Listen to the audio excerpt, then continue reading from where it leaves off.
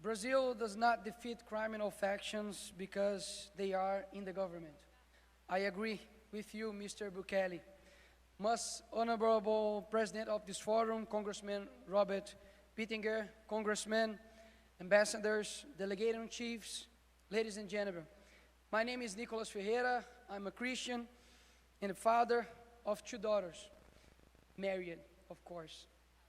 Before coming the most voted congressman in Brazil, I was born and raised in a favela, and I saw up close how violence destroys a neighborhood, a city, a state, and now an entire country. And today I will speak without the filter that the media imposes. I will speak about the reality of my nation. Today in Brazil, there are 88 mapped criminal organizations operating from inside Brazilian prisons. Of these, 72 operate locally, 14 regionally, and 2 transnationally. More than half, 58%, have as their main activity the direct confrontation against the state. In other words, they no longer hide. They openly challenge the state. These factions impose rules, control territories, punish, charge taxes, and most seriously, they use terror as a form of government. 11% of the Brazilian population lives in territories under the direct influence of criminal factions. But the most alarming data comes from a study entitled Criminal Governance in Latin America. Between 50 and 60 million Brazilians, roughly 1/4 of the population, live under what is called criminal governments, an authoritarian and violent regime that decides who enters and who lives. In other words, 1/4 of the Brazilian population lives under a government that was not elected, does not provide accountability, and does not respect the Constitution or the law. The consequences are tragic and daily. In their own system of justice, the Red Command, one of the most notorious Brazilian factions, uses several methods of torture and execution to punish misconduct, eliminate rivals, and repress residents who oppose or report their activities. Torture sections are frequently recorded and circulated in messaging groups as a warning to the community. The newest method involves both torture and corpse disposal using alligators. Yes, ladies and gentlemen, alligators. Another consequence brought by criminal factions is the warlike atmosphere and the rise in deaths caused by stray bullets. According to the Crossfire Institute, the number of stray bullets victims in Rio de Janeiro grew up by 58% in the year 2025. In the first 75 days of this year, 41 people were struck compared to 26 in the same period the previous year. Innocent people, children, workers, father, die simply for being in the wrong place in the wrong country. And once again, I agree with President Bukele when he says that the first step to fixing a country is to bring peace, because it's useless to have healthcare, education, and roads if you do not have security, and may end up being killed by a straight bullet on the way. And it gets worse. In the year 2024, Brazil recorded an increase of 33.8% in deaths of police officers. 170 officers were murdered, men and women who left home to protect society and returned in coffins draped with the national flag. Another 126 committed suicide, victims of psychological abandonment and the constant pressure of being treated as criminals for simply enforcing the law. But Brazil's tragedy goes beyond regional statistics. In just 2 years, there were 73,190 lives lost, all Brazilians murdered within their own territory. To give perspective, the Gaza Strip, the stage of a declared war between Israel and Hamas, 67,869 people were killed in 2 years of conflict. In other words, Brazil, with no civil war, foreign invasion, no missiles, no tanks, kills more than a war. As if the terrifying death toll were not enough, in Brazil the factions also spread terror by charging fees from small business owners just to allow a store to operate. There are reports of bar owners and street vendors executed for not paying extortion. They control telecommunications, transportation, security, food, water, and even the price of the cooking gas. It's a parallel state, totalitarian, armed, and unpunished. But the real scandal is this.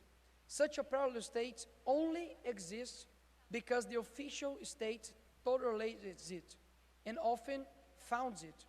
Beyond extortion, factions expel families from their homes, leaving them homeless, and then rent these properties to finance the criminal organizations. In Fortaleza, capital of the state of Ceará, residents were expelled from their own homes in at least 49 neighborhoods. In 21 months, 219 expulsions were recorded, according to the Public Security Secretariat. To understand the severity of what's happening in Brazil, I will give you the example of PCC, the First Capital Command, one of the most powerful factions in Latin America. Founded in 1993 inside the São Paulo prison system, the PCC began as a alleged brotherhood of prisoners against state abuse. 30 years later, it has become a transnational criminal organization operating in 19 Brazilian states and with confirmed presence in Paraguay, Bolivia, and Colombia. Today, the PCC moves billions of reais per year with hierarchical structure, internal codes, its own tribunals, and the ability to corrupt public agents or infiltrate business activities such as gas stations. It is essentially a Brazilian cartel with business, logistics, and even legal branches. It was the PCC that carried out the first execution of a judicial authority by organized crime in Brazil, the judge Antônio José Machado Dias, murdered in March 2023 in Presidente Prudente, São Paulo. After that, many other judges and prosecutors were placed under threat. Another famous crime was the historic robbery of the central bank in 2005. They dug a tunnel of 80 meters to reach the vault in Fortaleza and stole approximately 165 million reais.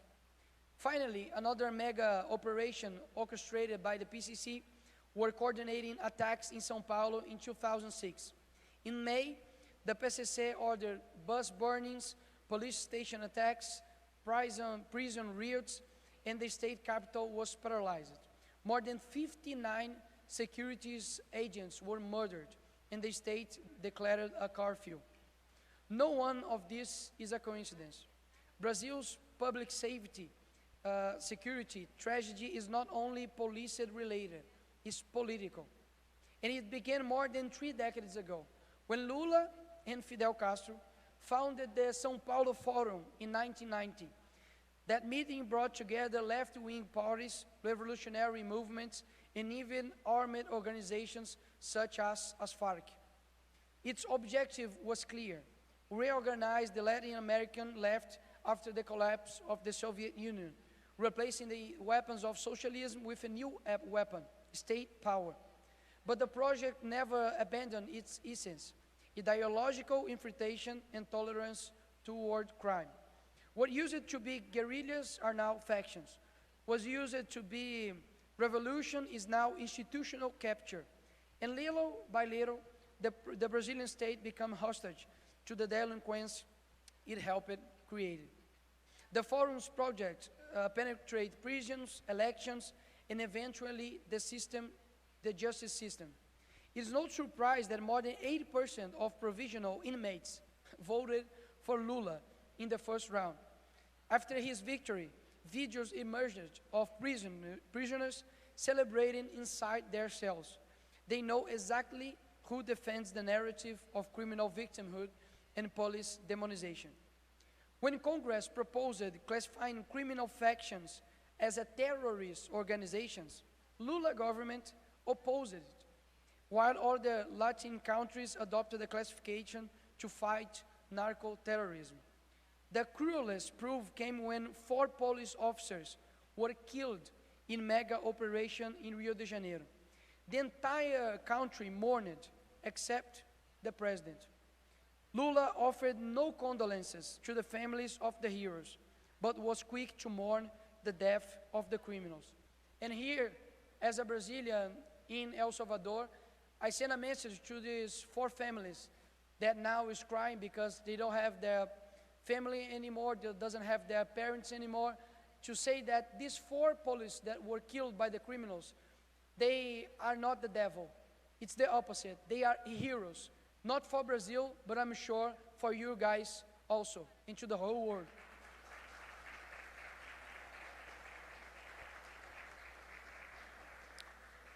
And the problem goes far beyond public security. The Workers' Party built its political history on 2 of the greatest corruption scandals in the democracy West, the Mensalão and the Petrolão.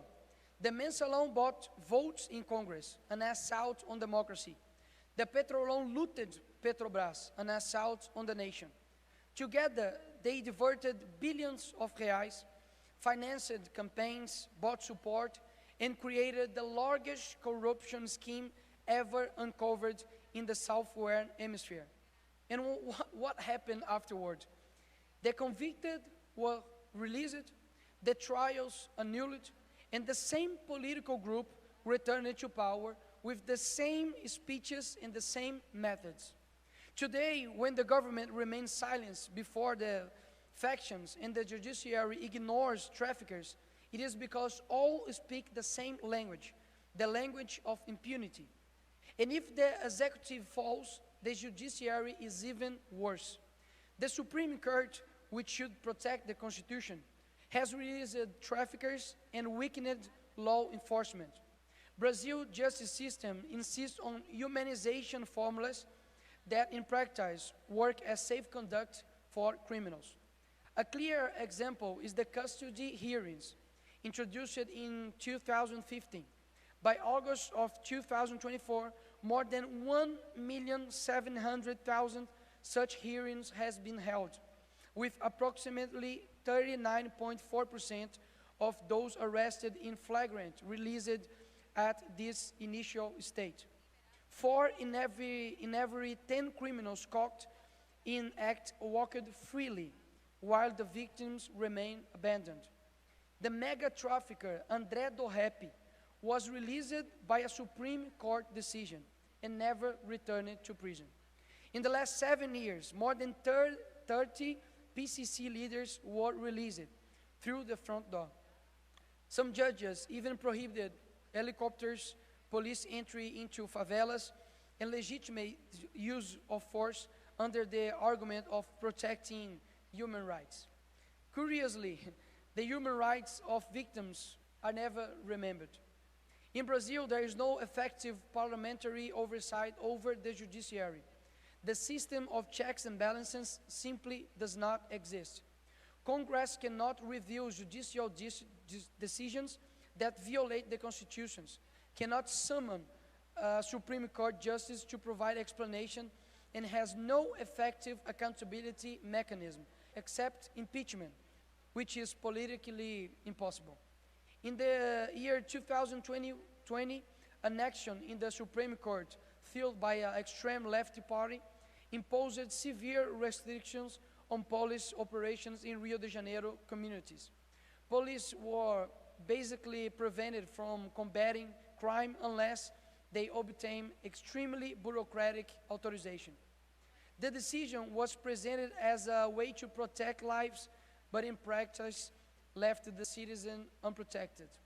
By drastically limiting police action, prohibiting operation, demanding exceptional justification, and bureaucratizing every step, the decision created the perfect environment for organized crime to reorganize, strengthen, and expand its territorial power. While the state was held hostage by legal orders, criminals filled this vacuum, expanding weapons arsenals, drug routes, bases of operation at their territory's control. This is the result of government of judges, a system where 11 unelected ministers decide not only to interpret the law, but the country's agenda itself. They choose which cases move forward, which investigations are buried, and even which words may or may not be spoken online. For just an example, if I say here today that Mr. Alexandre de Moraes, our Supreme Court judge in Brazil, he is a tyranny, when I come back to Brazil, maybe I can be in jail. Just to know, President of the Parliament, how it works in Brazil. A system, they choose which cases move forward, as I said, and we are living under a new kind of censorship in rubes. Brazil must restore balance among the powers. This is not about attacking the judiciary. It's about rebuilding constitutional harmony. We need accountability mechanism, limits, reviews, transparency. Democracy is only healthy when power is divided and supervised. Without control, power becomes corruption. El Salvador teaches us that political courage and moral leadership can transform a nation. But courage is not only about confronting crime in the streets. It's also about confronting the structures that protect crime in the courts. Brazil does not need more laws. It needs justice that obeys the law. It does not need more speeches about democracy. It needs institutions that respect democracy. As long as Parliament is mute and the judiciary untouchable, corruption will remain unpunished, factions will continue to govern, and the Brazilian people will remain victims of a state afraid to act. May this meeting in El Salvador inspire a new era, an era which Parliament rebalances power, returns to the Constitution, and the people believe once again that the law applies to everyone, includes who interpreted it. Que Dios bendiga a todos.